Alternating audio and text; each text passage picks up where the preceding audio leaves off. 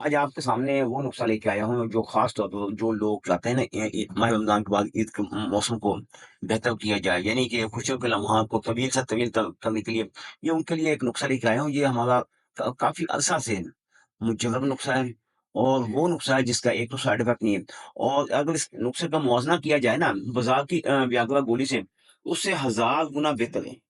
बेहतर कैसे है? जो वियाग्रा है उसके इस्तेमाल करने से सर में भारीपन होगा और हमारी मेडिसिन इस्तेमाल करने से सर में भारीपन नहीं होगा।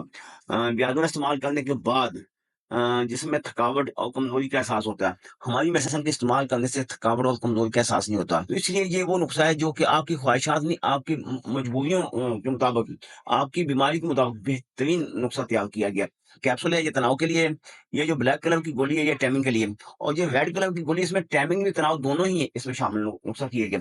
इसीलिए कि इसमें नुस्खे को बेहतर बनाने के लिए, इसकी अफ़ादियत को बेहतर करने के लिए, आपकी ख्वाहिशात को पूरा करने के लिए, जो लोग चाहते हैं ना हमारी ख्वाहिशात के मुताबिक हमारा टाइमिंग एडजस्ट हो, तो ये उन लोगों के लिए इंतहा दर्जे बेहतरीन